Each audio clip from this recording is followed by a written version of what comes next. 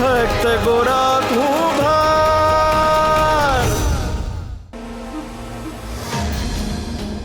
ઓ માં,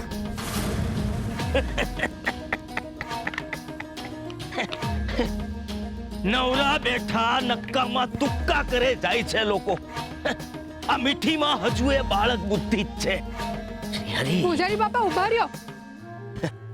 હું તો ઊભો રહીશ મીઠી, પણ તું બહુ ઝડપથી આગળ જઈ રહી છે. હું કઈ સમજી નહીં બાપા. શું વાત કરતી હતી? હા? અને તું વળી ક્યારથી આ મંત્ર તંત્ર ને મેલી વિદ્યામાં માનવા લાગી છો? બીજું હું કરું બાપા? એમને કાલે કેટલા સમજાવ્યા હતા, પણ સમજતા જ નથ. એ જેટલા મારા નથ ને એટલા ઓલા ગોરા ને તુલસીના છે. બાપા, મારે હવે બાળક જોઈએ છે. મારી વાંજણી કોક મારાથી સહન નથી થતી. હવે હું એવો કોઈક ઉપાય શોધું છું કે જેનાથી મારા પર એમની નજર જાય અને એ ગોરા અને તુલસી પરથી એમની નજર હટાવે તો જ મારા પર પડશે બાપા.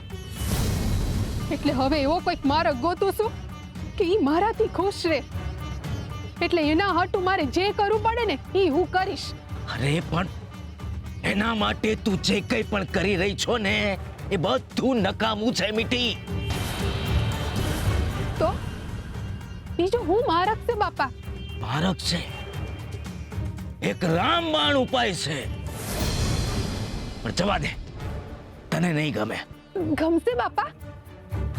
અરે નહીં ગમે ને તોય ગમાડીશ. બસ તમે એકવાર કયો ખાલી. વિચારી લે છે બરાબર. હું જે કહું છું એ બહુ અઘરો ઉપાય છે. પૂજારી બાપા, ભરોસો રાખો, હું કરીશ. મારા વરને ખુશ કરવા હાટું અને મારી વાંજણી કૂક ભરવા હાટું તમે કહેશો ને ઈ હું કરીશ. તો જા, જઈને ગોરા અને તુલસીને પાછા ઘરમાં લઈ આવ.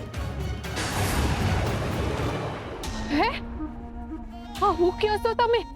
એ જ જે તે સાંભળ્યું. ગોરા અને તુલસીને પાછા ઘરમાં લઈ આવ. પણ આ કઈ રીતે શક્ય બને બાપા? ઘણીવાર ઈચ્છા પૂરી કરવા માટે અશક્યને પણ શક્ય કરવું પડે મીઠી. પણ કઈ રીતે? જા, તું જાતે જ જઈને એ લોકોને હાથે પગે પડી માફી માંગીને પાછા ઘરે લઈ આવ. એટલે શુરા પીગળી જશે. હા, હું બોલો છો બાપા તમે? આવું તો મારો દુશ્મન જ મારા માટે વિચારી શકે. શ્રી હરિ નમો નારાયણાય. મીઠી, હું તારો શુભચિંતક છું. પણ આ તમે જે કહી રહ્યા છો ને બાપા, એનાથી ખાલી મારું અશુભ જ થાહે. ઈ લોકોના લીધે જ ઈ મારાથી દૂર ગયા છે અને હવે એ લોકોને પાછા બોલાવી લો. કાંટો હંમેશા કાંટાથી જ નીકળે મીઠી. અને આ તારી લાલચાનો તુક્કો કોઈ કામ નહીં આવે. ગોરા અને તુલસીને પાછા ઘરમાં લાવવાથી શુરા અને ગામ લોકોની નજરમાં તારું સ્થાન ઊંચું થઈ જશે મીઠી. બાપા, આ તો મેં જ પાથરેલી ઝાડ મારે સમેટવાની એવી વાત થઈ છે. હા, પક્ષીઓને પકડતા પહેલા એને ચણ નાખવું પડે. શુરા અને ગોરા બંનેને હું નાનપણથી ઓળખું છું. એકબીજાના જીવ છે લોકો. બચાવો મને! તમારા યુવરાજે મારું અપમાન કર્યું છે, મારા ઉપર કુદરતી નાખી છે. મને એની કેદમાંથી બચાવો મહારાજ, એની કેદમાંથી બચાવો. મારે ઘરે જવું છે મહારાજ, ઘરે જવું છે મહારાજ. મને મારી મદદ કરો મહારાજ. છોડી દો એને. બસ, એકદમ ચૂપ. યુવરાજ છું, યુવરાજ. આ દિવાલો વચ્ચે અને રાજ્યમાં ફક્ત મારું જ ચાલે છે. મારી નજર તારા ઉપર પડી એ તારું સૌભાગ્ય છે મૂર્ખ છોકરી. તારી બુદ્ધિ પરથી મૂર્ખામીનું પડ ઉખાડ અને જો યુવરાજ, જે આવતીકાલનો મહારાજ છે એ એ તને પત્ની બનાવવા માંગે છે. આ મહેલની મહારાણી બનાવવા માંગે છે. મહારાણી. યુવરાજ, આ પાપ છે, અન્યાય છે. છોડી દો એ છોકરીને. આ છોકરી સાથે આવું વર્તન કરીને તમે તમારું પદ અને આ રાજ્યની પ્રતિષ્ઠા પર કલંક લગાવી રહ્યા છો. કેવું કલંક? હું એને પત્ની બનાવવા જઈ રહ્યો છું. એની પ્રતિષ્ઠાને વધારી રહ્યો છું. પરાણે પ્રેમ ના થાય યુવરાજ. એને પત્ની બનાવવી હોય ને તો માન પાન સાથે ને એની પરવાનગી સાથે એને પત્ની બનાવો. આમ બળજબરી કરવી ને એ અપરાધ છે. અપરાધ એ કરી રહી છે, મને વશ ન થવાનો. આવતીકાલના મહારાજની સામે નકારમાં મસ્તક ધુણાવી રહી છે. મારી સામે જે મસ્તક નહીં નમાવે એને હું કાપી નાખીશ. આ તમારો અહમ બોલી રહ્યો છે યુવરાજ. ના, આ મારી શક્તિ બોલે છે. મને જે ગમ્યું એ મારું છે, કારણ કે આ રાજ્ય મારું છે. અહીંયા બધા મારી ઈચ્છા અને મારી કૃપાથી જ રહી શકે છે. પિતાશ્રી, મારો ઉપકાર છે બધા ઉપર. જેમ મેં આના બાપ ઉપર કર્યો ઉપકાર એને છોડીને, તો એના બદલામાં મને જે જોઈએ એ એને આપવું જ પડે ને પિતાશ્રી. પતન તરફ જઈ રહ્યા છો યુવરાજ. સ્ત્રી તો લક્ષ્મીનો અવતાર હોય છે અને લક્ષ્મીની આવી બદનામી સર્વનાશ તરફ લઈ જશે તમને અને આ રાજ્યને, બંનેને. મને ડરાવી રહ્યા છો પિતાશ્રી? કોણ કરશે મારો સર્વનાશ? આ છોકરી કરશે મારો સર્વનાશ. અરે આને તો હું મારી દાસી બનાવીને રાખીશ. મારી મરજીનું રમકડું બનાવીને રાખીશ.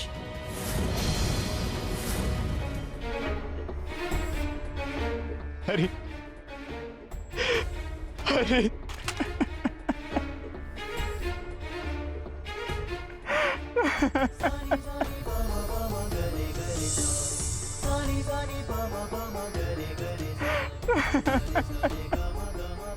આ ગોરાને શું થયું? કેમ રડી રહ્યો છે? હાલો એને પૂછીએ આપણે. ગોરા બેટા, આમ રડે છે કેમ? શું થયું બેટા? આવું થઈ રહ્યું છે. મારે તો તમારી ભક્તિ કરવી છે. મને ના સંસારમાં રસ છે, ના સંસારની કોઈ વાતોમાં રસ છે. હું તો સંન્યાસના માર્ગે હતો, પણ તમે મારી નાવને કઈ દિશામાં લઈ ગયા? હવે હું ક્યાં જાઉં? આ કેવી અમંગળ ઘટના હતી. હું તમારી નજીક આવવા માંગુ છું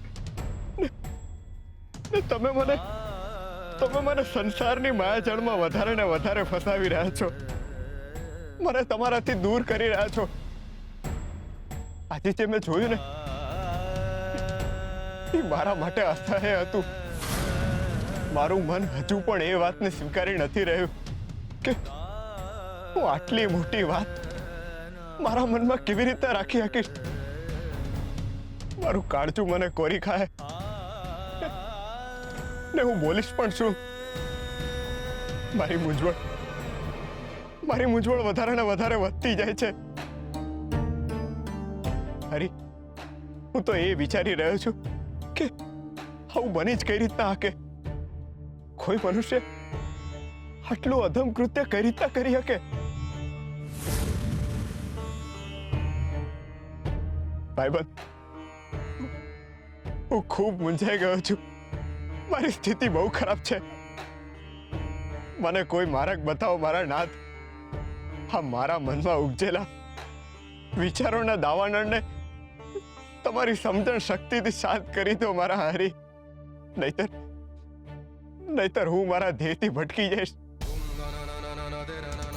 મને રસ્તો સુજાડો મારા નાથ. મારે તમારી પાસે આવવું છે. મને રસ્તો દેખાડો. મારા માથે હાથ મૂકો.